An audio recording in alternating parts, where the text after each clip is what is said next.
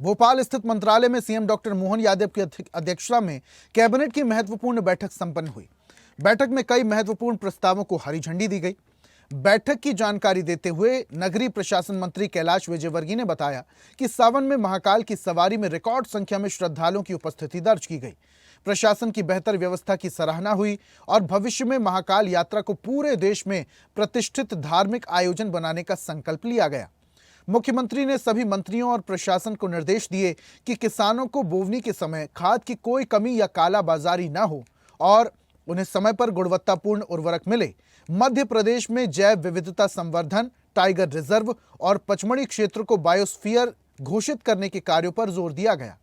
इन क्षेत्रों में पर्यटन और पर्यावरण संरक्षण को बढ़ावा देने की दिशा में ठोस पहल की जाएगी।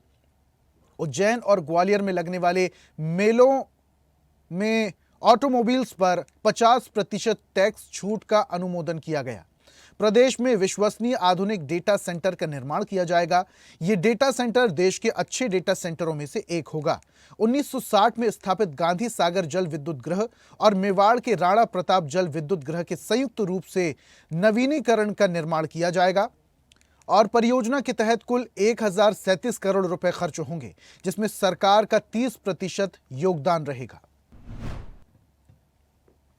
आज माननीय मुख्यमंत्री जी ने कैबिनेट में उर्वरक की लिए सभी माननीय मंत्रियों को निर्देश दिए हैं कि अपने अपने प्रभार के जिलों में माननीय मंत्रीगण इस बात का विशेष ध्यान रखें कि किसानों को समय पर खाद मिले, ब्लैक नहीं हो और बाज़ार के अंदर नकली खाद नहीं आए। जैव विविधता से संपन्न हमारा प्रदेश है और इसमें हमारे माननीय मुख्यमंत्री जी रुचि भी बहुत ले रहे हैं और मुझे लगता है कि जैसे हमारे धार्मिक पर्यटन में हमने महाकाल लोग बनाया और उसके बाद लोगों का आकर्षण बहुत ज़बरदस्त बढ़ा है।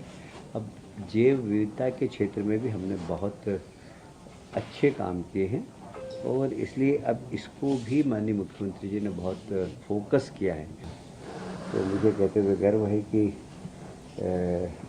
अभी सरकार ने सांख्यिकी समृद्धि के लिए डेटा सेंटर को फोकस करके एक विश्वसनीय, एक जवाबदार डेटा सेंटर हम बना रहे हैं और शायद वो देश के अच्छे डेटा सेंटर में से एक होगा।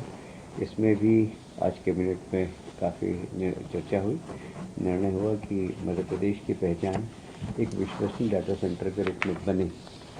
Madhya Pradesh power generating company, आप सभी जानते हैं कि सबसे पुराना हमारा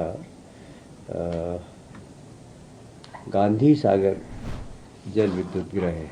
इसकी कैपेसिटी 115 मेगावाट है, पर इसकी आयु कंप्लीट हो गई। लगभग 40 साल से ये चल रहा है और सभी तकनीकी लोगों की राय है और यही हालत राजस्थान की भी है। राजस्थान सरकार और हमने संयुक्त रूप से मिलकर और इसका नवीनीकरण करने का निर्णय लिया है।